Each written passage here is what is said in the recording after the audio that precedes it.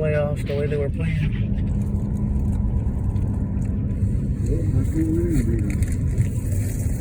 Huh? I know we should have.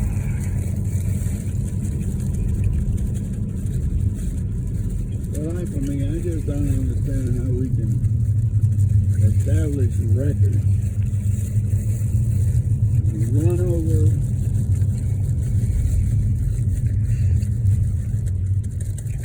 Gotta be something if we obliterated our franchise record in Detroit, and then we followed it up by obliterating that record against the Buccaneers.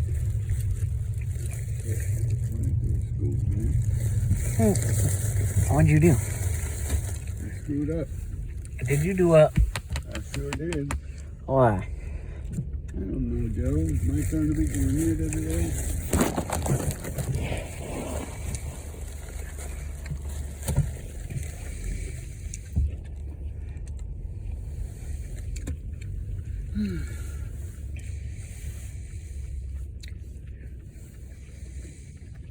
Significantly higher than for people who never served in the military. Anyone thinking about suicide may dial 988, the new 3-digit number for the National Suicide Prevention Lifeline. Vets should press 1 to reach the Veterans Crisis Line. Bill Lawrence, NPR News. You're listening to NPR News. This is WFAE News. I'm Gwendolyn Glenn.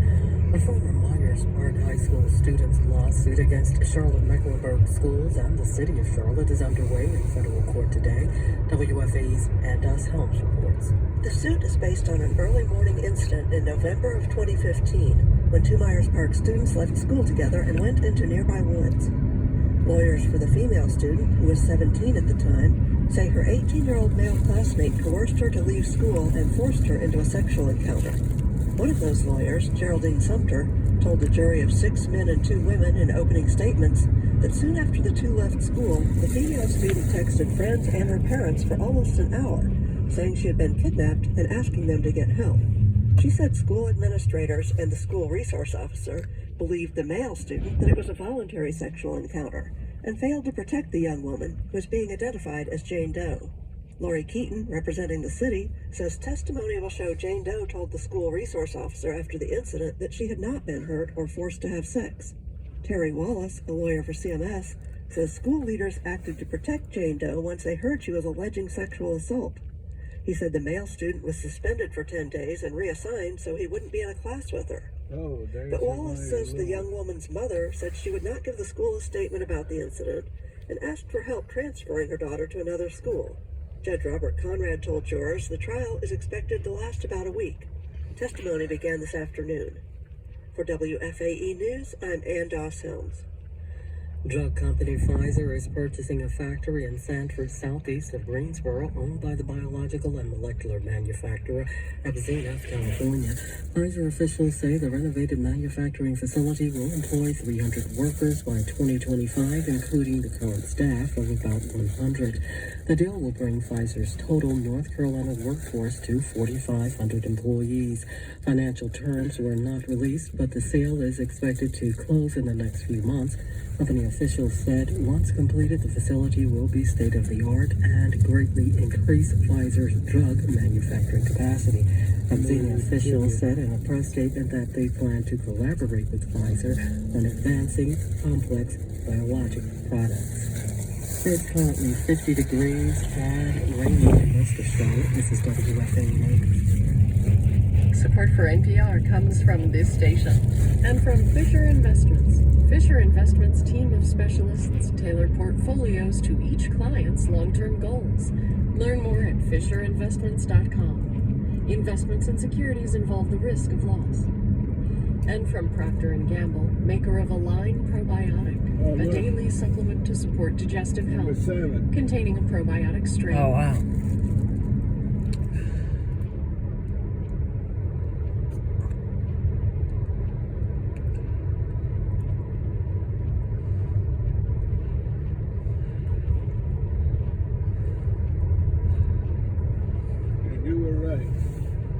What? That was 77, not 85. Yep.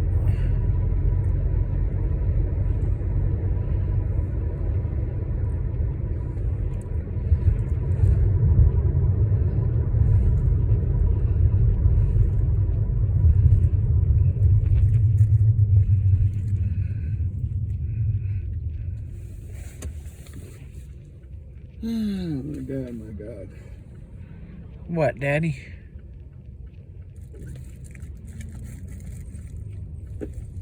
I feel like I've accomplished your lesson and getting you all that stuff. I found Inca Cola. Yep. Wow, wow, wow. You know who says that?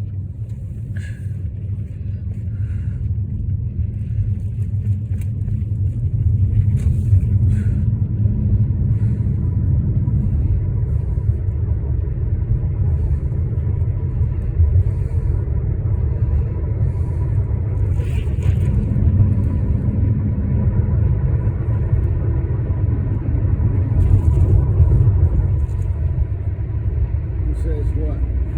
Wow, wow, wow.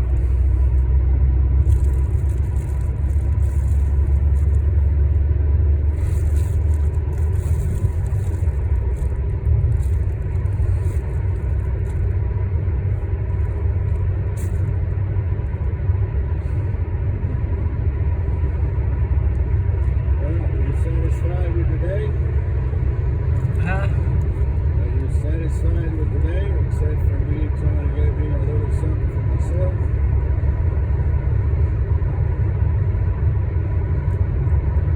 Did you hear me? Yeah.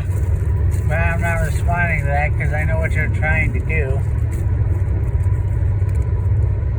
Okay? What am I trying to do? You're still trying to bring up that act like I was the bad one because you scared the shit out of me.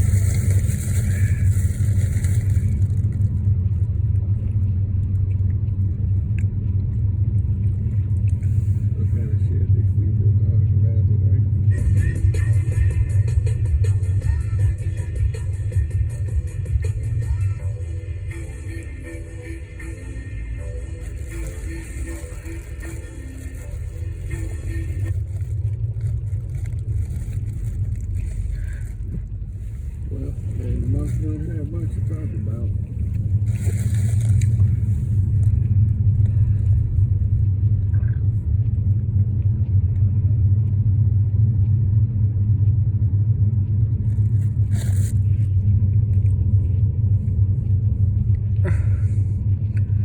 Wow, wow, wow. You know who says that? And you know where I learned that from?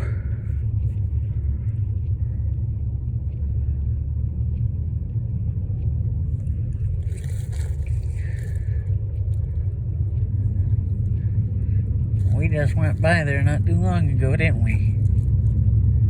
No. Not too long ago. Right, Daddy? Yes, sir.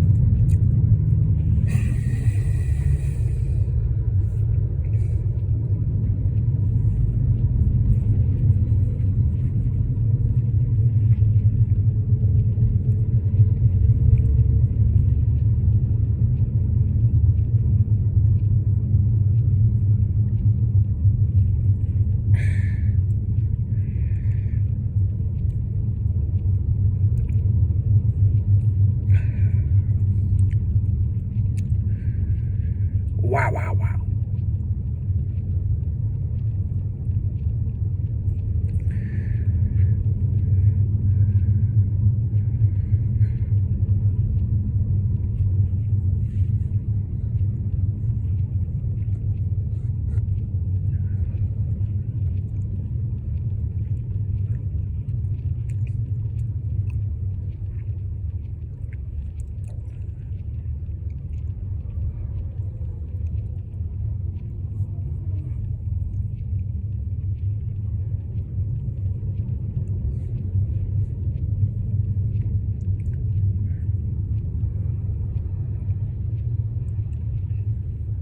We got a big case of Presidente, didn't we? Yeah, the 6-pack.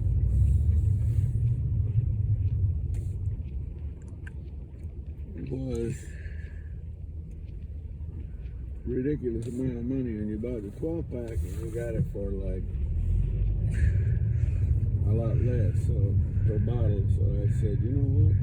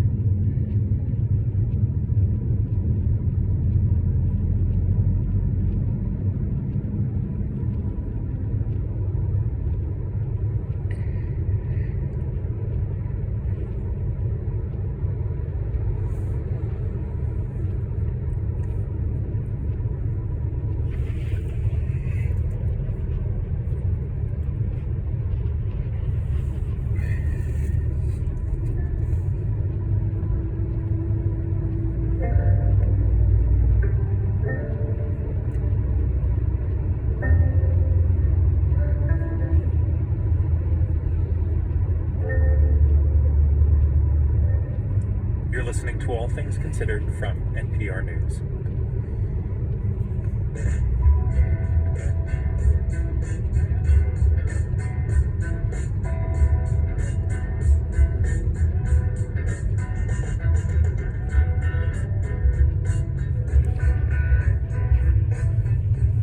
Politics can seem like a constant deluge of competing claims. Join WFAE as we separate fact from fiction. With all that said, there's an element of truth here, but there's so much context missing that we felt it was mostly false.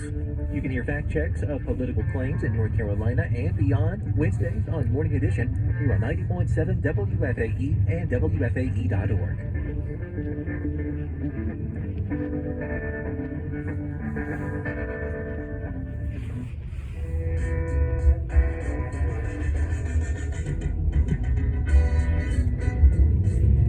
It's coming up on 4:49, and you're listening to All Things Considered.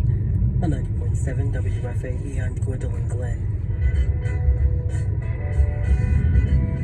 Support comes from WFAE listeners and Arboretum Family Dentistry, offering a complete range of treatments and personalized care by Dr. Joe Bear and team. Appointments can be booked at arboretumfamilydentistry.com.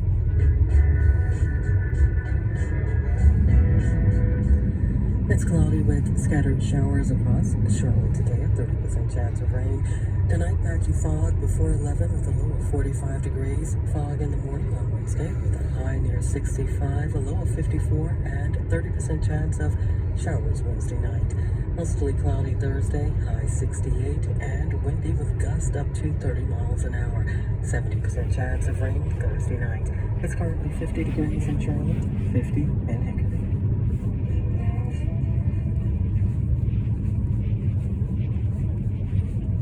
This is All Things Considered from NPR News. I'm Elsa Chen. And I'm Ari Shapiro. The pandemic did something strange to our sense of time. For some, it made time stand still. Looking at the clock and thinking, oh my god, it's still 6 hours until the kids are going to go to bed. It moves slowing again and quickening. How did COVID distort our perception of time? NPR's Yuki Noguchi explains as part of our series, Finding Time, a journey through the fourth dimension to learn what makes us tick.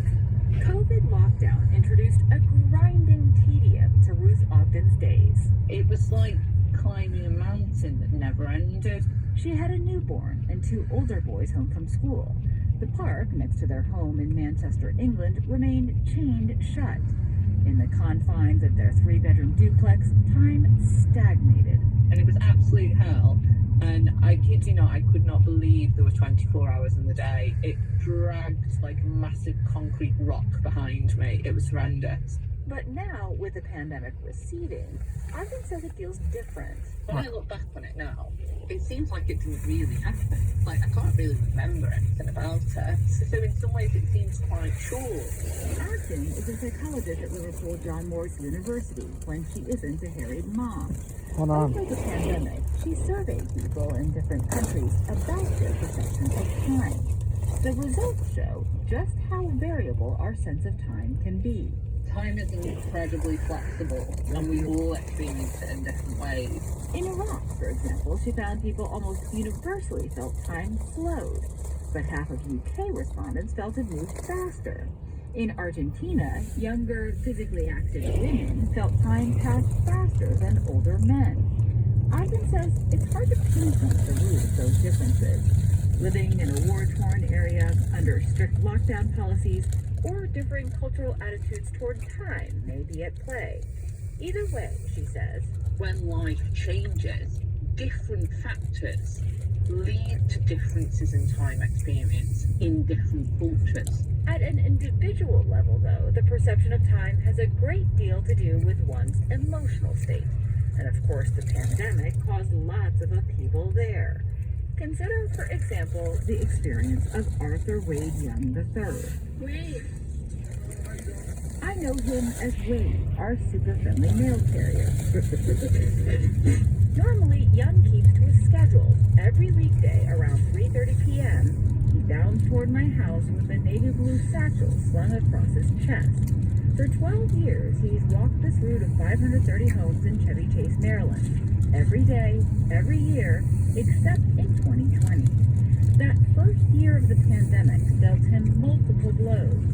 Surgery on a torn knee ligament kept him sidelined from work. A few months before that, I had to have emergency surgery. I had to get my appendix taken out. He and his wife also separated. He worried constantly for his 2 school-age daughters. That was wrong. COVID about 3 times, actually. Comorbidities made his first bout of COVID scary. You're only going through a divorce, a couple surgeries, a pandemic, now working, some financial trouble.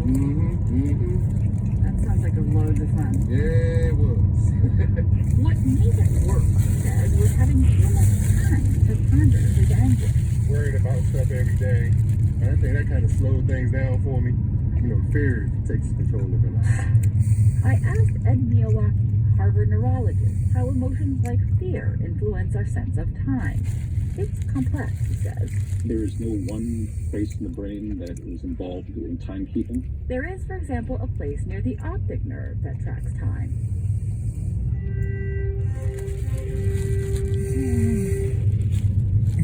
Hello? Hi, is this Antonio? No, sir.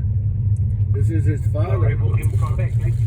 Okay, Michael with Grand Canyon University on the monitored line. We're just Antonio requesting information for our program, so we are reaching out to you. Okay. I'll let him know to reach back out to you when I talk to him, okay? Thank you. Thank you, sir. Bye. He's treated severely depressed patients who move extremely slowly, almost like sloths, because their emotional state has so altered their timing. The idea that time is run on an electric thing is just wrong. So after decades of research, Miyawaki says he concludes our sense of time comes from something beyond the brain. The question is not just one of science, but also one of psychology, sociology, philosophy. That resonates with Liz Ogden, the psychology professor in the UK. She says the pandemic alerted many of us to time's relationship to our sense of health and well-being. In fact, it seemed to call our attention to time itself. We are aware of time, we're aware of the fragility of time, and we're aware of what happens when your time to do the things you want is taken away from you. And I think that is the real thing that will have changed, is how people value time. That holds true for Arthur Wade Young, my neighborhood mail carrier. He says recent physical time made him a more spiritual man. We prayed and we found it. Prayer. He became vegan and worked out, transforming his body and his health. He resumed working a year ago and got his rhythm back. But he feels the experience changed him permanently. I just look at things different. It's like I kind of hit rock bottom, but I didn't. You know what I'm saying? I was almost there, but I wasn't. But I appreciate things. And he's changed how he spends his time. Make sure I'm doing something worth my time every day. You know, not taking anything for granted. With all the people that were dying, you know, all around the world. I try to put more time into my kids. Put more time into reading and stuff like that. Stuff that makes him savor the moment. Yuki Noguchi, NPR News. Legendary Italian actress Gina Lollobrigida died yesterday. She was 95 years old. Nicknamed La Lolo, she made dozens of movies in the US and Europe after World War II. NPR's Elizabeth Blair has more. Gina Lollobrigida melted the hearts of major stars in the 1950s and 60s. Humphrey Bogart, Frank Sinatra, Burt Lancaster. She was a voluptuous brunette with captivating brown eyes. In the 1968 comedy Buenos Aires, Mrs. Campbell, Lollobrigida plays a woman who isn't sure which American soldier fathered her daughter during the war. 3 fathers? Yes, 3 fathers. How could such a thing happen? You weren't here during the war. You don't know how it was that last summer. Before working in film, she studied painting and sculpture in Rome. She also took singing lessons and dreamt of being an opera singer. That didn't happen, but she did star as one in a movie and said it wasn't dubbed.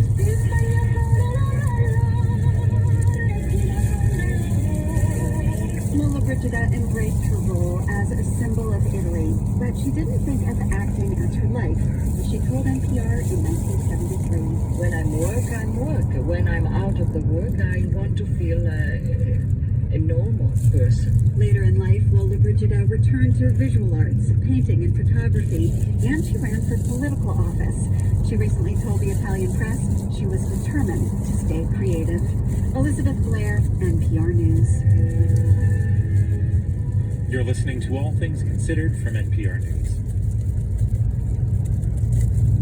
Support for NPR comes from this station and from BetterHelp, committed to supporting mental health through therapy. Clients are matched with one of 25,000 therapists and can communicate via video, chat, or phone at betterhelp.com/public. And from the Katina Foundation, supporting the Asylum Seeker Advocacy Project, providing more than 100,000 asylum seekers in the U.S. with community and legal support. Learn more at asylum.news.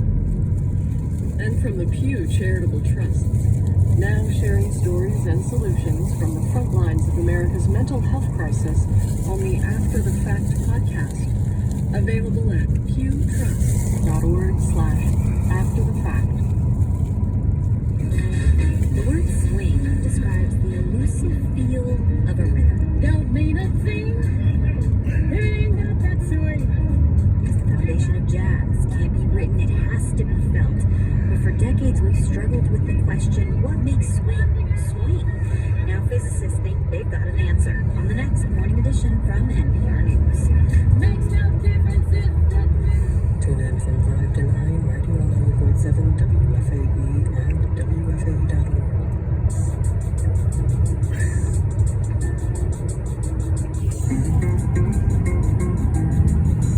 This is 90.7 WFAE Charlotte, 90.3 WFAE Hickory, and WFAE.org. What is? Charlotte's NPR News. Oh. We're on 77 and it's almost, and it's 5 o'clock, degrees so. in Charlotte, 49 in Hickory, 52 in Rock Hill, at 5 o'clock. Even for something basic like a new rucksack, the order has to run through up to 12 different offices. Germany is struggling to transform its military as Russia pummels Ukraine to the east. For Tuesday, January 17th, this is All Things Considered from NPR News.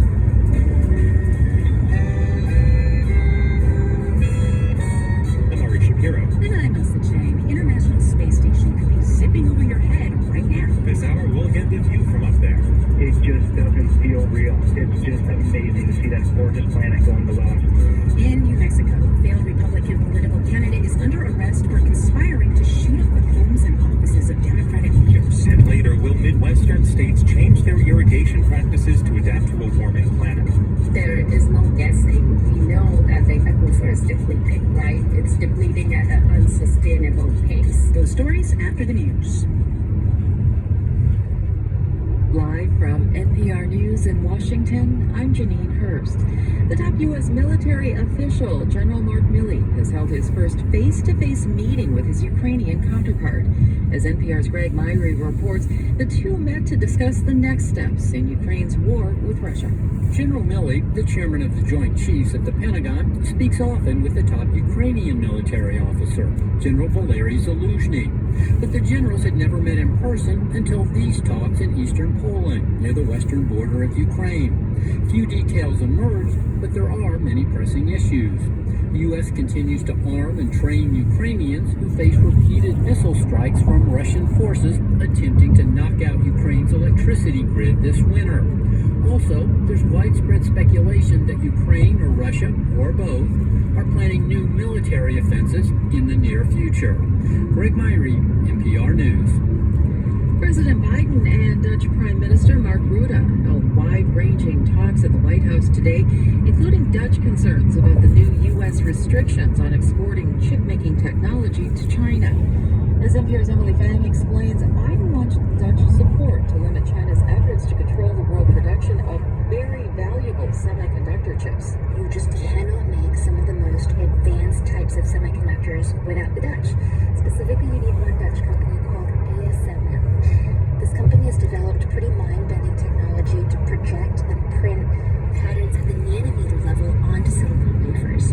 And China wants to buy that technology because they want to make their own cutting-edge semiconductor chips. And for that, you need Dutch machines.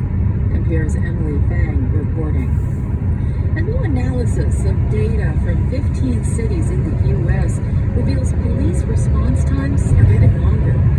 Yeah, because the Democrats are defunding them, screwing the police over. There's no official national tracking of response times, but some cities publish their local numbers, which have now been compiled by crime statistics analyst Jeff Asher. Most of them show wait times growing, not that much in some smaller departments. New Orleans and Portland, though, both saw doubling of the emergency response time from 2019 to 2022. Suggesting that there are places that have really significant issues with their response times. Police departments have had trouble recruiting new officers for a number of years, and retirements increased dramatically around the time of the George Floyd protests. Some departments are trying to shift more work to civilian staff, but that process has yet to catch up with overall staffing shortages. Martin Kosti, NPR News. Wall Street ended the day in mixed territory. The Dow down 391 points. That's down 1.1%. The Nasdaq gained 15 points. The S&P 500 down 8. This is NPR. This is WFAE News. I'm Gwendolyn Glenn. A North Carolina appeals court agrees that a trial judge was correct to dismiss a lawsuit filed by University of North Carolina students seeking refunds when in-person instruction got canceled in the spring of 2020 from the coronavirus pandemic. The plaintiffs were students and a parent. They want prorated reimbursements when campuses were shuttered and instruction transferred online. The Court of Appeals ruled today that a 2020 law that gave public and private colleges immunity from pandemic-related legal claims for tuition and fees for absent that year's spring semester only applied to this lawsuit. The appeals court in October allowed a similar lawsuit addressing fall 2020 fees to go forward.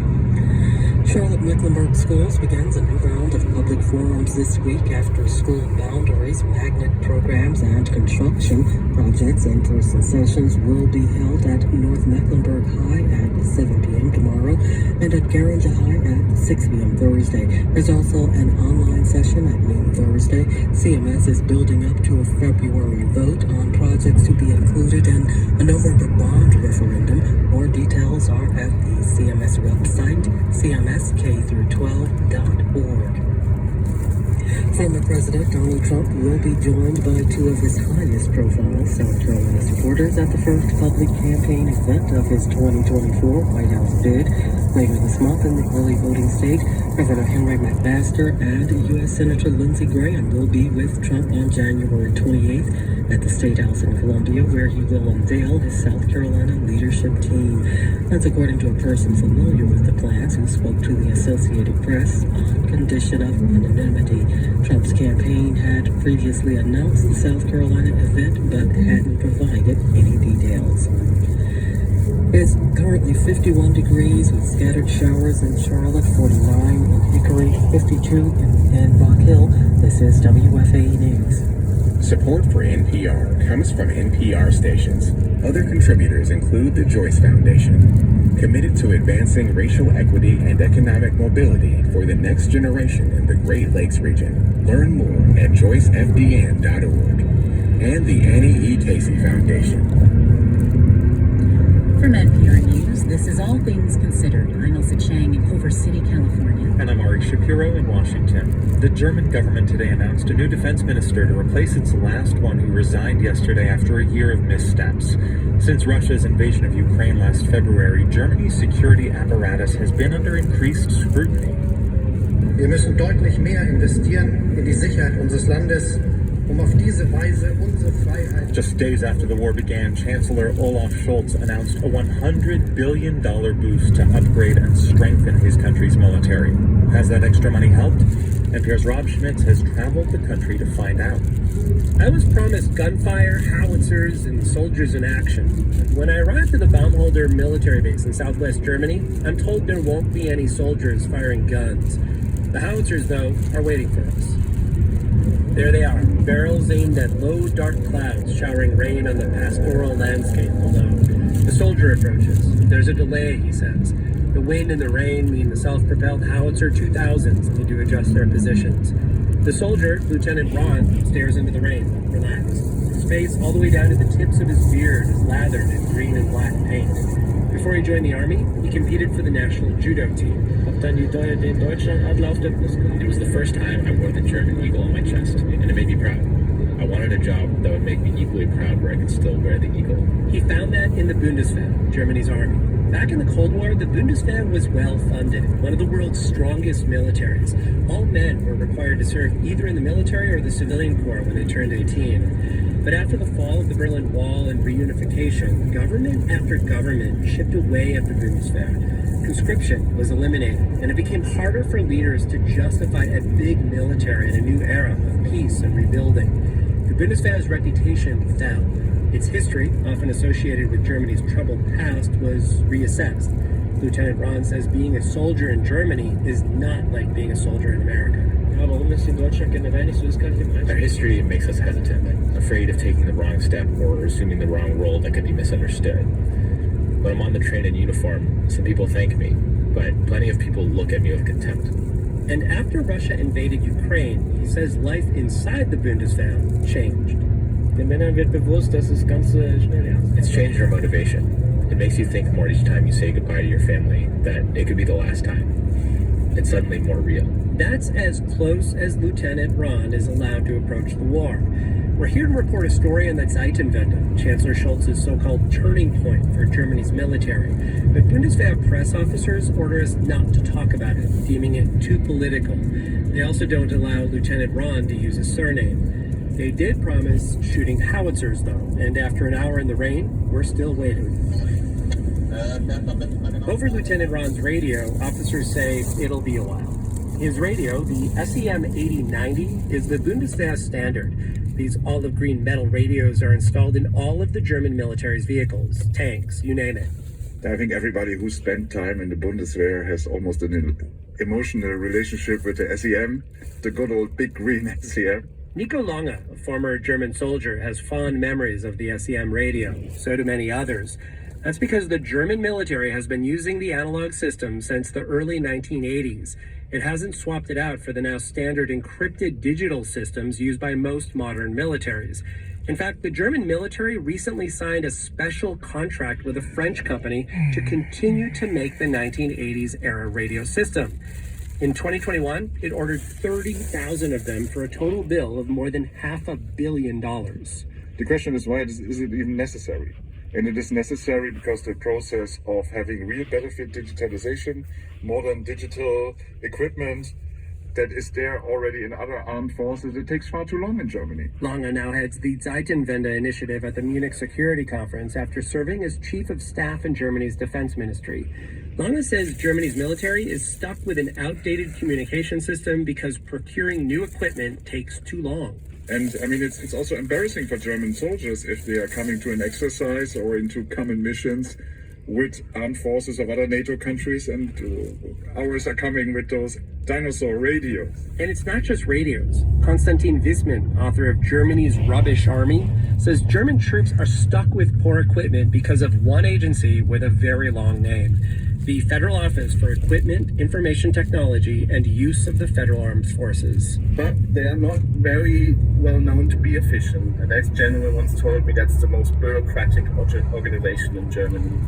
So even for something basic like a new rucksack, the order has to run through up to 12 different offices. When you consider that this office is also in charge of procuring bigger ticket items like tanks and fighter jets for Germany's military, says Wissmann, you begin to understand the overall scope of Germany's problem. And he says it's a problem that'll not suddenly disappear with a sudden boost in spending. I think there are many operational problems and bureaucratic problems within the Bundeswehr. The whole procurement of weapons has to be overhauled. That has not happened yet. Wissmann's not the only one hoping for an overhaul. On a track outside of Munich, Knut Peters watches a tank accelerate around a curve before its tracks seem to glide over a series of speed bumps. Tank comes around with a speed of more than 50 kilometers per hour. Now takes a full circle, 180 degrees, then 360, and gets back to us. Peters works for Krauss Maffei Wegmann, otherwise known as KMW, one of Germany's largest weapons manufacturers. Yeah, this is just a test. So if you push it hard, you can go up to even 75 kilometers per hour.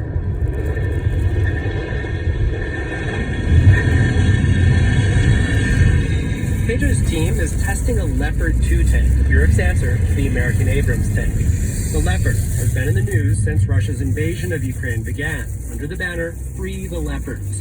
The German government has repeatedly refused to send these state-of-the-art tanks to Kyiv.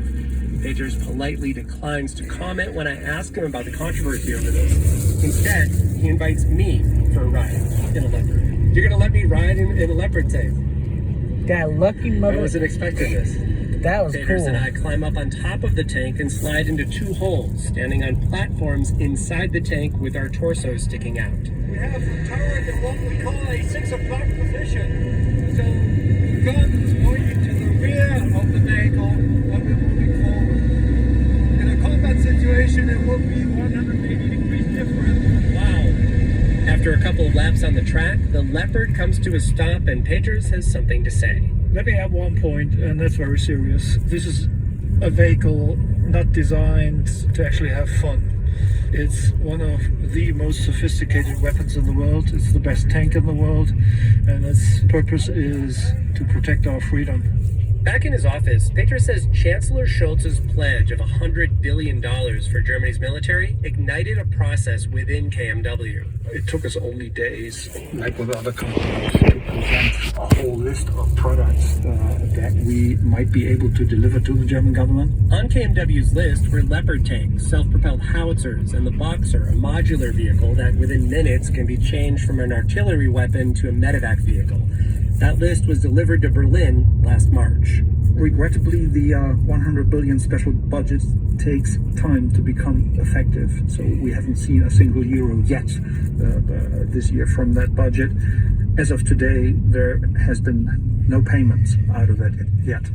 In other words, weapons manufacturers like KMW are waiting for the German government to order weapons, just like German troops are waiting for their government to change their outdated radio communication system, or like Kiev is waiting for Berlin to send Leopard tanks to Ukraine. One starts asking the question, is the speed of how Germany is doing things the right speed when it comes to the changes that are dramatic in Europe and in the world, and it seems Germany is too slow? Nico Lange says it's been nearly a year since Olaf Scholz's Zeitenwende speech, and in that time, his pledge to spend significantly more money on Germany's military has stalled and been watered down by politicians, much to the chagrin of the German public, who he thinks is ready to pay the bill for better security. 24 minutes, 43 seconds. Speech off. German public is more ready than many people here in Berlin think or are ready themselves.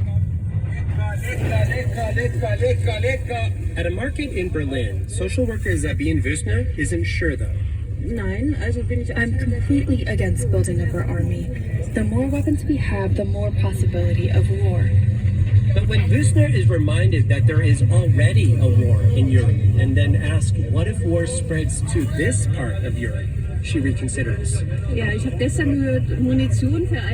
Well, yeah, I read yesterday Germany only has enough munitions to last a day. So that makes me nervous. In my view, there shouldn't be any weapons, and if we were to stop producing them, war would end. But I also realize the world doesn't work this way.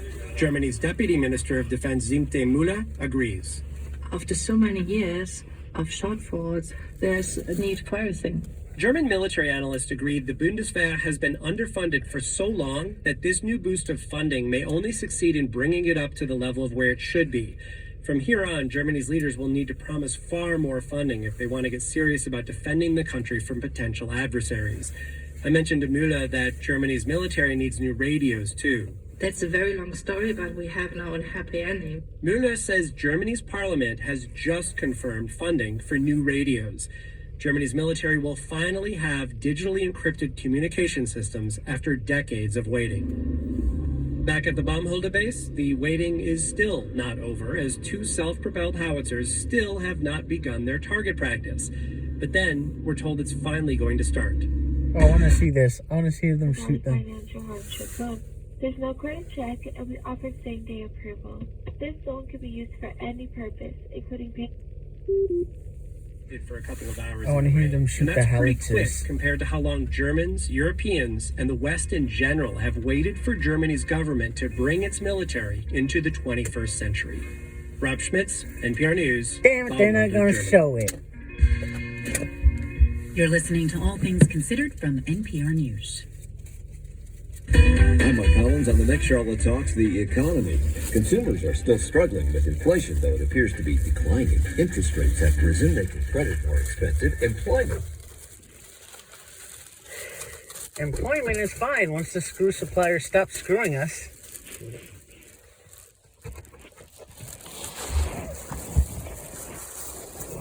Right, Daddy? Neminger had a sweatshirt that was funny as hell. He said, I don't need to look for sex. My government fucks me every day.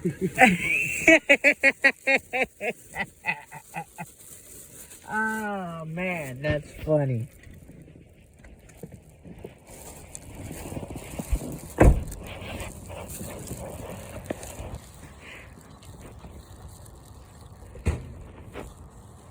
You think you can bring one of those things in? What things? Are they in a bag? No, they're not in a bag. I don't know if I can bring that in. I doubt it.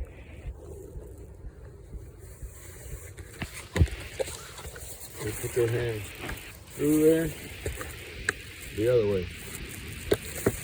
And use it as a handle. Can you do that? Yeah, but I probably broke it. Well,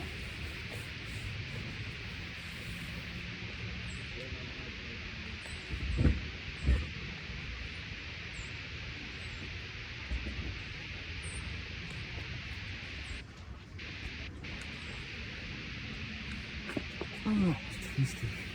And jelly beans are good.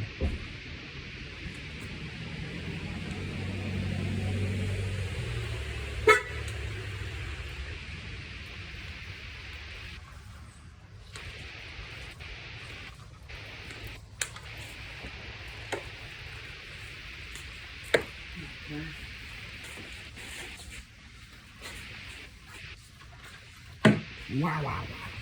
You know who says that? My favorite football team. That's who.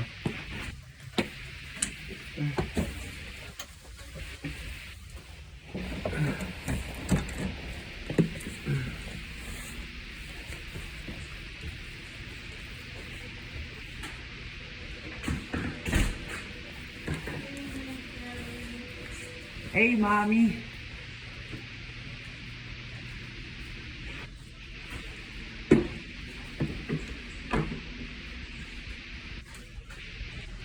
Wow, wow, wow.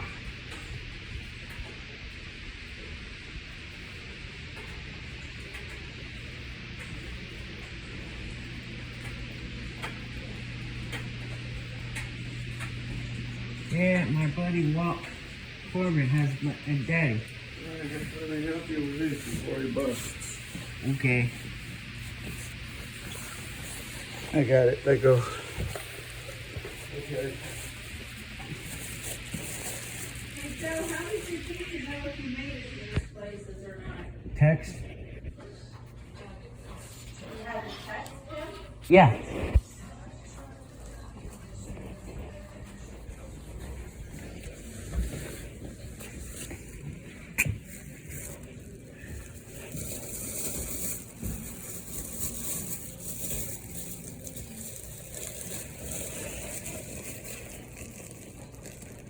I did great. Yeah? Yeah. I have an interview after this. You have an interview? Yeah. What did you do? Where did you go? Yeah. No, you text me time. Look, Mommy. Oh, what do you have? Let me see. You got a whole bunch of candy in here?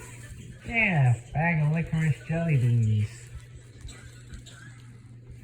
Oh, I'm gonna have a few, okay? Of course, Mommy. Just a few. I love you. I love you. Man, I can get this bag open. I got it. I got it. Oh, these are like mini jelly beans, aren't they? Yeah. I never knew they had a candy shop in the mall. Yeah. Here. Probably because we don't go up there that much. Yeah. I got to ride escalators. I even rode one completely by myself. Wow. That was fun. Good bud. I know. I don't even know the name of that candy shop, but I didn't find it. That was fun though. But the weather was bad, so we couldn't go do street crossings. Well, I'm glad you found everything. Yep. I knew exactly when I was in Belts. I knew it. I knew for a fact, because I was like, this is where I always go with Mommy.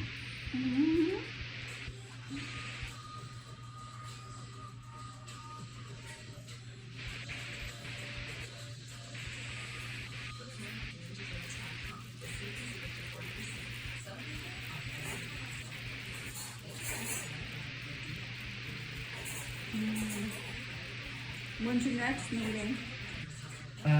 Tuesday the 31st. Okay.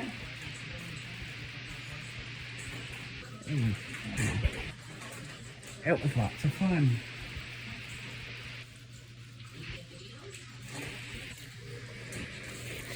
How was your day, Mommy?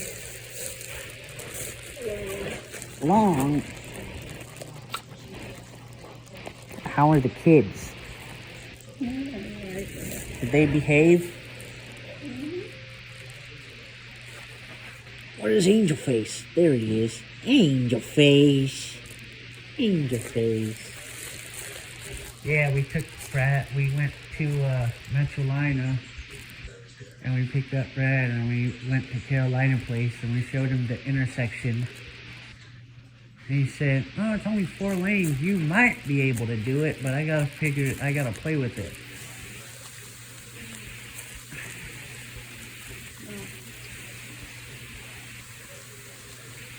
I'd just rather go to downtown Matthews because you don't have to cross and they've got quite a few things there.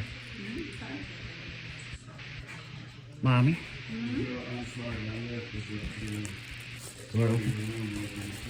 Okay. Would you ever take the bus with me to Matthews? Me? No, I'm talking to Mommy. I know you would. You have some more candy and I'll think about it. It's only 18, the bus ride's only 18 minutes. Why take the bus when I could drive? Because you don't have to worry about where to park it.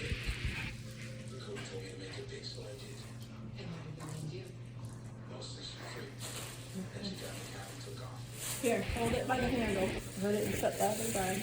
Alright? Okay. Because you don't have to worry about where to park the bus, because the bus is usually going to get off it. I'll think about it.